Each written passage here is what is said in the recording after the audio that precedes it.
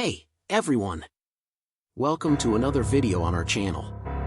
Today, we have a spine-chilling story about a supernatural encounter that happened on an isolated farm on a full moon night. If you enjoy horror and suspense stories, stay tuned because this one will make you look twice at the dark. So, you know what to do, right? If you like it, hit the like button, subscribe to the channel, turn on the notification bell, and share it with your friends. Now, turn off the lights and get ready for a scary story. Chapter 1. The Farm and the Night. I lived on a farm with my parents, in a very quiet rural area. The house was simple but charming, surrounded by fields and trees. At night, the sky was an incredible sight, with stars shining, and on that particular night, a full moon dominated the sky. I always enjoyed the calmness of the place, but I never imagined that something so disturbing could happen there. It all started normally. My parents were already asleep, and I decided to take advantage of the quiet night to make a snack in the kitchen. While I was there, I heard a noise coming from the barn, like something moving. I thought it might be a small animal, maybe a cat or a rat, and didn't pay much attention. However, the noise grew louder, a sound of something being dragged, followed by a low growl. Chapter 2. The Start of the Strange. Curious and a bit apprehensive, I grabbed a flashlight and went to the barn. The night was so quiet that my footsteps seemed to echo in the darkness. When I got close, I heard the growl again, only this time, it seemed louder and closer. The barn door was ajar, and a chill ran down my spine. With a push, I slowly opened the door and illuminated the interior with the flashlight. What I saw inside left me frozen. A huge creature, covered in fur, with glowing eyes reflecting the flashlight. It was a werewolf, a figure straight out of horror tales. I stood still, not knowing what to do. The werewolf was in an attack position, ready to pounce. My heart raced and fear took over me.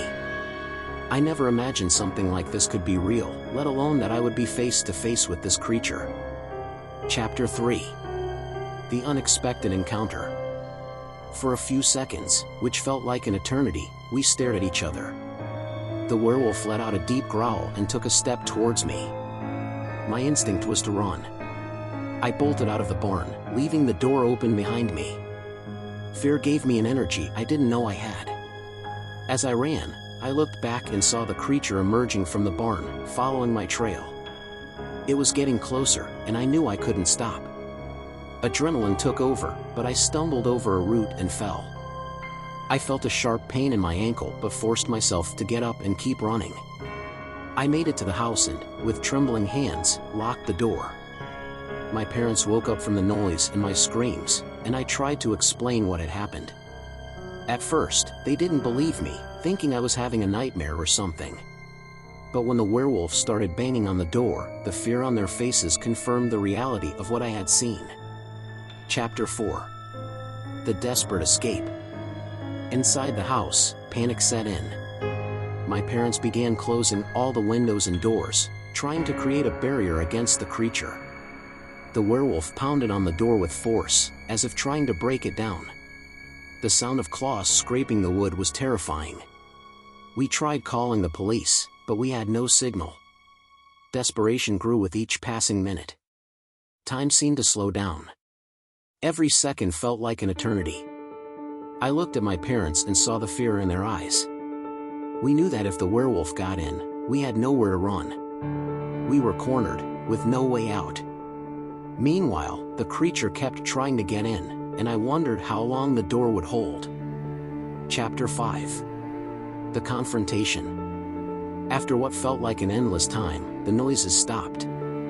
We looked out the window and saw the werewolf standing still, as if listening to something. It looked in our direction, and for a moment, our eyes met. It was a strange sensation, like it was studying us. Then it turned and started to walk away. We didn't understand what was happening. The tension in the air was almost palpable. We watched as it slowly walked towards the forest, and then we saw the reason. The sky was beginning to lighten. The full moon still shone, but the first signs of dawn appeared on the horizon. That's when we realized the werewolf was retreating, probably to hide from the daylight. Chapter 6. The unexpected ending. As the werewolf walked away, we started to feel relieved. The door was damaged but it held. The creature disappeared into the forest, and we stood there, unsure of what to do next. The fear gave way to a heavy silence. My parents and I sat down, trying to process what had happened. None of us could believe that we had actually seen a werewolf. We decided not to tell anyone about what happened. Who would believe it? It was a story that seemed straight out of a horror movie. We spent the rest of the day in shock, unable to talk much about what had happened. The farm, which used to be a place of peace and tranquility, now felt charged with a strange energy, as if something was still watching us. Chapter 7. The Revelation. The days following were marked by an uncomfortable silence. My parents avoided talking about the night of the werewolf, and I didn't push it either. However, I started researching on my own, looking for stories and legends about werewolves in the region. I found out that, many years ago, there were reports of sightings of a similar creature, but nothing ever as close as what we experienced. Although we never saw the werewolf again, the impact of that night remained. Something in me changed. The farm was never the same, and the fear of the unknown became a part of my life. I don't know if the creature we saw was really a werewolf or something even more mysterious, but one thing is certain: the world is full of secrets and mysteries that go beyond our understanding. So, what did you think of this spine-chilling story? If you also enjoy horror and suspense stories, don't forget to like the video, subscribe to the channel, turn on notifications for the next videos, and share it with your friends. And if you've ever had a supernatural experience or know someone who has, leave it in the comments.